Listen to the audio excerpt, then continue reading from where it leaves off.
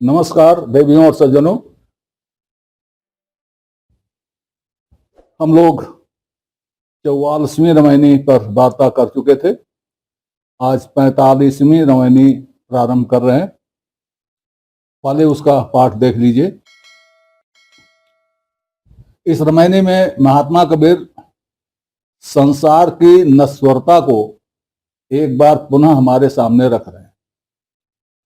हरणाकुश रावण गौ कंसा, कृष्ण गए सुर नर मुनि बंसा, ब्रह्मा गए मर्म नहीं जाना, बड़ सब गए जे रहल सयाना, समुझ न परल राम की कहानी, निर्बक दूध की सरबक पानी, रही गो पंथ थकित भव पौना, दसों दिशा उजारि भव गौना, मीन जाल भव ई संसारा, लोह की नाव पसाण को भारा, खेवें सबय मर्म हम जानी, तइयों कहें रहे उतरानी, मछरी मुख जस केंचुआ, मुसमन मह गिरदान, सरपन माह गहेजुआ, ऐसी जात देख सबन की जान।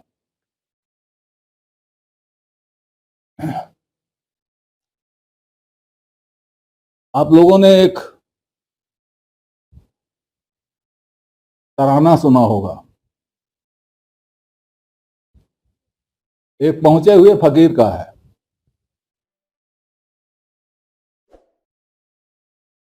शायद उनका नाम नजीर साहब है। वो अकबर के जमाने के थे और आगरा में उनका स्थान था। उन्होंने इसको कहा था, फिल्मों में भी आ गया है बहारे बाग दुनिया चंद रोज, देख ले इसका तमाशा चंद रोज। पूछा लुकमा से जिया तू कितने रोज, दस्ते हसरत मल के बोला चंद रोज चंद रोज। बाद मदफन कब्र में बोली कजा, अब यहां पे सोते रहना चंद रोज चंद रोज। हम लोग सुनते हैं, लोग कहते हैं दुनिया चंद रोज का खेल है, 4 दिन का खेल है, लेकिन हम ऐसा व्यवहार करते हैं जैसे कि हम अमर होकर आए।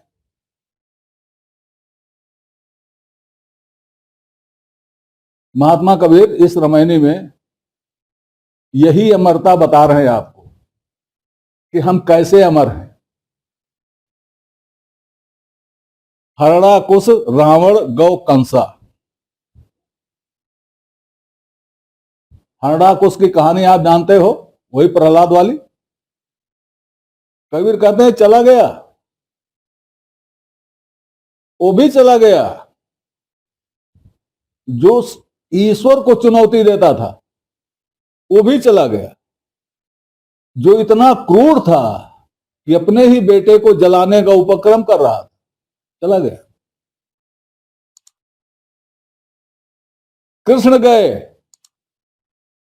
महाराज श्री कृष्ण चले गए, जिनको लोग भगवान कहते हैं, जिन्हें भगवान माना गया है, वो भी चले गए। देवता लोग चले गए, मनुष्य तो गया ही, मुनि चले गए, इनके वंश के वंश चले गए।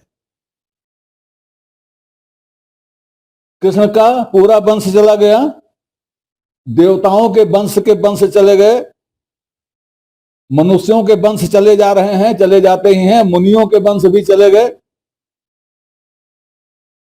ब्रह्मा गए मर्म नहीं जाना, ब्रह्मा भी चले गए। अब यहां ब्रह्मा आ गया तो देखिए इसमें हरणाकुश रावण ये कहानी के पात्र हैं। वास्तविकता भी हो सकती है, कहानी भी हो सकती है। कृष्ण कहानी के पात्र नहीं है, कृष्ण एक वास्तविकता है। सुर नर और मुनि, ये वास्तविकता है। ब्रह्मा क्या है? ब्रह्मा नाम का कोई पद नहीं है, ब्रह्मा नाम के कोई देवता नहीं है, पौराणिक कल्पना है। जैसा कि पहले बताया जा चुका है कि रजस प्रधान जो लोग होते हैं वे रचना करते हैं, दूसरे शब्दों में सृष्टि करते हैं, वही कुम्हार हैं, वही बर्तन भांडे सब रचते हैं, सारी रचना वही करते हैं। तो ऐसे लोगों को ब्रह्मा नाम से बुला दिया गया। वैसे ब्रह्मा को अगर आप देवता माने, पौराणिक देवता माने, तो भी उनको भी चले जाना है, वो भी गए होंगे। जिसकी एक आयु निश्चित हो गई है, जिसका जाना निश्चित हो गया है, वो तो जाएगा ही, और जाने में देर नहीं लगती। मनुष्य की आयु, मनुष्य का पता है जाएगा ही जाएगा। कोई भी जीवधारी आया है जो जाएगा ही जाएगा, कोई भी यहां आया है, पैदा हुआ है, वो जाएगा ही जाएगा। तो जो भी बनेगा वो बिगड़ेगा। ब्रह्मा की आयु कितने दिन तक ब्रह्मा जीवित रहता है, ये पुराण स्वयं कहते हैं। पुराण स्वयं ही कहते हैं कि ब्रह्मा भी मरेगा। ब्रह्मा की आयु जो होती है वो 31 नील 10 खरब और 40 अरब वर्ष की होती है, मनुष्य का वर्ष। इतने वर्ष तक एक ब्रह्मा रहता है, और इतने वर्ष में उसकी 100 वर्ष की आयु पूरी हो जाती है और वो चला जाता है। ब्रह्मा की आयु 100 वर्ष निश्चित है, वो भी चला जाएगा अगर ब्रह्मा पौराणिक मानो तो। और यहां वाले ब्रह्मा मानो, जो सतरजतम वाले ब्रह्मा विष्णु महेश मानो, वो जा ही रहे हैं। अब इसमें इसलिए यहां का ब्रह्मा मानना पड़ेगा, क्योंकि आगे की पंक्ति में महात्मा कबीर कह रहे हैं, ब्रह्मा गए मर्म नहीं जाना। ब्रह्मा बिना मर्म जाने चले गए, बिना रहस्य जाने चले गए। इस पर ध्यान दीजिएगा। ब्रह्मा ने सारे उपक्रम किस लिए किए? याद कीजिए पहली रमनी, तेऊ न जाने आदि अंता बाकर एक विधाता की ना। विधाता ने, ब्रह्मा ने सारे उपाय उसको जानने के लिए किया था। जान नहीं पाए, चले गए। जान नहीं पाए, चले गए, उसी ओर इशारा है। तो जो ब्रह्मा पहली रामायणी में थे वही ब्रह्मा यहां है। अब वो पहले व्याख्या कर चुका हूं, देखिए उसको। तो रजगुण प्रधान जो हैं उनको कबीर ने ब्रह्मा प्रतीक से कहा है। तो ब्रह्मा गए मर्म नहीं जाना। आगे और क्लियर देखिए क्या है, बड़ सब गए जो रहल सयाना। वो बड़े बड़े सब चले गए जो बड़े सयाने थे। वो बड़े बड़े सब चले गए जो बड़े सयाने थे। अब चले जाने का एक अर्थ और होता है जो पिछली रामायणी में आप देख आए हैं, मर जाना, गिर जाना, पतित हो जाना, चले जाना। ये एक ही अध्यात्म की भाषा में। तो ब्रह्मा के गुण देख लीजिए पुराणों में। ब्रह्मा के गुण क्या है? ब्रह्मा बहुत कामी हैं पुराणों में। ब्रह्मा मोह वाले हैं, मोहग्रस्त हैं। ब्रह्मा क्रोधग्रस्त हैं। और ब्रह्मा कर्मकांडी हैं। ब्रह्मा कर्मकांडी हैं अर्थात वो ज्ञानी नहीं है, इसीलिए मर्म नहीं जाना। कबीर थोड़े से शब्दों में बहुत दूर दूर तक हमको घुमाते हैं, और शब्दों का प्रयोग बड़ी कंजूसी से करते हैं। शब्दों का प्रयोग ऐसा करते हैं कि अर्थ स्पष्ट हो जाए, और वही अर्थ स्पष्ट हो जो कहना चाहते हैं, दाएं बाएं का चांस ना रहे। तो ब्रह्मा गए मर्म नहीं जाना, बड़ सब गए जे रहल सयाना। अब एक बहुत बड़ी बात कबीर कह रहे हैं, हमारे चिंतन के लिए कह रहे हैं, और उनको तो सर पकड़ने के लिए कह रहे हैं जो कहते हैं कि कबीर कम पढ़े लिखे थे। बड़े संकेत में बात कह दे रहे हैं अपनी। समुझ न परल राम की कहानी, राम की कहानी समझ में ही नहीं आई। निर्बक दूध कि सरबक पानी, जान ही नहीं पाए लोग ये निखालिस दूध है कि सब पानी है। और राम की कहानी हम सब ने सुनी है, सुनते ही हैं, पढ़ते हैं, सुनते हैं, देखते हैं, रामलीला देखते हैं, कहानी समझ में आती है। जरा बिटवीन द लाइन कहानी देखिए, बिटवीन द लाइन कहानी पढ़िए, कहानी के बीच में कहानी देखिए, तब आपको समझ में आएगा, संशय हो जाएगा कि निर्बक दूध है कि सरबक पानी है। क्यों? क्या राम की कहानी वाल्मीकि रामायण में वही है जो तुलसी के रामचरितमानस में है? एक बार दोनों आमने सामने रख करके देखिए, कितनी रामायण है, कितनी रामचरितमानस है, कितनी राम की कहानियां हैं हिंदुस्तान में। आपने सब नहीं पढ़ा होगा, बहुतों के बारे में जानते होंगे। आपने रामायण सीरियल देखा होगा, उस सीरियल में जो कलाकारों की कास्ट आती है उसी के साथ ये भी आता है कि किन किन रामायण की कहानियों से लेकर के ये बनाया गया है। इसीलिए आप देखते हैं कि रामायण सीरियल कहीं रामचरितमानस से भिन्न हो जाता है। भिन्न हो जाता, भिन्न क्यों हो जाता? कहीं कुछ और है जिस पर रामानंद सागर की दृष्टि गई और उन्होंने उसको उस तरह से कहानी को घुमाया। जहां अच्छा लगा उनको वहां घुमा दिया, जहां नहीं अच्छा लगा वहां ऐसा रखा, यहां का रखा, वहां का रखा। उन्होंने सभी का नाम दिया क्योंकि सभी से उन्होंने लिया, और सभी एक जैसे नहीं हैं, सभी में भिन्नता है, सबों ने अपने अपने हिसाब से लिखा है। तुलसीदास जी स्वयं रामचरितमानस में कहते हैं कि राम की कहानी बहुत प्रकार से कही जाती है। अब बहुत प्रकार से कही जाती है तो एक प्रकार से तुलसी ने कही, एक प्रकार से वाल्मीकि ने कही, एक प्रकार से कंबन ने कही, एक प्रकार से किसी और ने कही, एक बार किसी और ने कही, बौद्धों ने भी कही, जैनियों ने भी कही, विदेशों में भी कही गई। तो इसमें से कौन सी सही है? कोई एक सही हो सकती है क्या? अगर कोई एक सही हो जाती तो बाकी क्यों रची जाती? इसका मतलब सही कोई नहीं है। हाँ, इन कहानियों में कुछ सत्य है, वो इकट्ठा एक जगह नहीं मिलेगा आपको। वही है समझ न परली राम की कहानी, निर्बक दूध की सरबक पानी।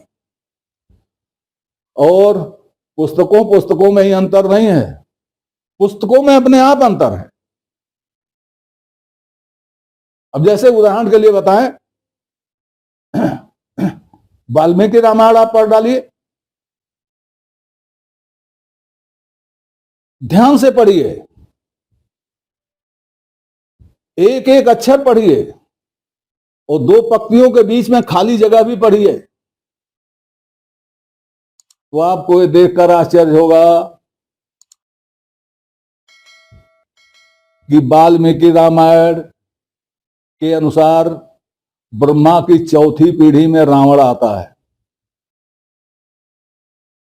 ब्रह्मा की 24वीं पीढ़ी में सीता आती है, ब्रह्मा की 40वीं पीढ़ी में राम आते हैं। ये पीढ़ियों का अंतर होने के बावजूद सब एक साथ कैसे हो गए?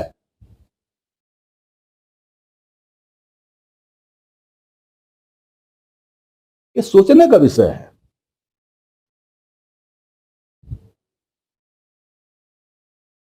तो कोई कारण रहा होगा, कुछ है ऐसा। तो जब तक उसको हम नहीं समझेंगे तब तक हम राम की कहानी क्या समझेंगे? चाहे आप कबीर को माने चाहे ना माने, चाहे आप इसको राम की आलोचना समझें, राम कथा की आलोचना समझें, लेकिन समझाएं तो। तो समुझ न परल राम की कहानी, निर्बक दूत के सर्वक पानी। और देखिए, और देखिए,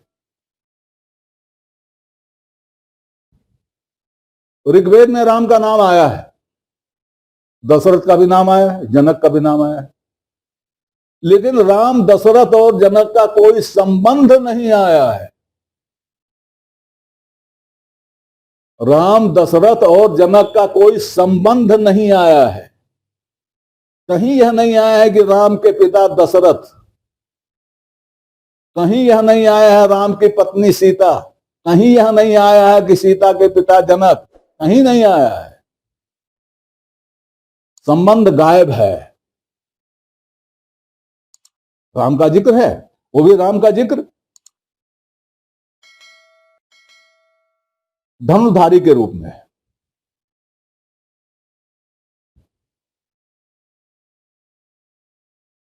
एक बात, जनक का जिक्र ऋग्वेद में भी है और जनक का जिक्र तमाम उपनिषदों में भी है। जनक के नाम से बहुत सारे क्या कहते हैं वो संवाद हैं जनक के बारे में, और बहुत से लोगों की भिड़ंत है जनक के दरबार में, ज्ञानियों की। ये सब कथाएं हैं, लेकिन उन कथाओं में कहीं राम नहीं है, उन कथाओं में कहीं सीता नहीं। ये आश्चर्य की बात है। ये लंबी चर्चा है, बस यहीं तक रहिए। समझ न परल राम की कहानी, निर्बक दूत की सर्बक पानी। जहां तक कृष्ण की बात है, कृष्ण की बात भी ऋग्वेद में है। कम से कम ऋग्वेद के 3 मंत्र ऐसे हैं जिनमें कृष्ण की बात है, लेकिन वो बिल्कुल संबद्ध है, उनसे कृष्ण का पता चल जाता है। अंतर है, बहुत बड़ा अंतर है, लेकिन कम से कम कृष्ण का पता चल जाता है। कृष्ण कहां के रहने वाले थे, किससे उनका युद्ध हुआ, युद्ध में क्या हुआ, ये पता चल जाता है, ऑथेंटिक। और छांदयोग उपनिषद में भी कृष्ण का आया है, तो कृष्ण का तो पता चल जाता है, लेकिन राम का इस तरह से संबंध पता नहीं चलता, कहानी का संबंध पता नहीं चलता। जैसे कृष्ण जमुना के किनारे के थे, और जमुना के किनारे रहने वाली आदिवासी जातियों के नेता थे, उनका इंद्र से संघर्ष हुआ था। ये है, वेद में है, जुड़ गया। यहां तक कि वेद के ऋषि विश्वामित्र और वशिष्ठ हैं, जो राम से जुड़े हुए हैं पुराणों में या महाकाव्यों में, लेकिन इनके मंत्रों में कहीं राम का जिक्र नहीं है, कहीं सीता का जिक्र नहीं है, कहीं जनक का जिक्र नहीं है। खैर, ये बात की बातें हैं, आगे बढ़ते हैं। तो ये सब हम समझ ही नहीं पा रहे हैं कि हंडाकुश भी चला गया, रावण भी चला गया, कृष्ण भी चले गए, अपने पूरे वंश के साथ चले गए, ब्रह्मा चले जाएंगे, चले गए, सब बड़े बड़े सब चले गए, राम की कहानी के जितने पात्र थे सब चले गए, चारों भाई साथ साथ चले गए। हम समझ ही नहीं पा रहे हैं। रही गो पंथ थकित भव पौना, राह बाकी रह गई, पहुंचे ही नहीं, और पवन सांस थक गई, सांस थक गई, मतलब जाने का समय आ गया।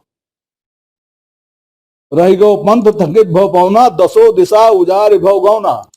और 10 इंद्रियों को छोड़कर जीव परलोक से धार गया, जीव निकल गया, और कुछ हो नहीं पाया, ये जान ही नहीं पाए, ये समझ ही नहीं पाए, और ये विचार कभी आया ही नहीं कि हमारी भी यही गति होगी। ऐसा रहा कि जैसे हम अमर रहेंगे।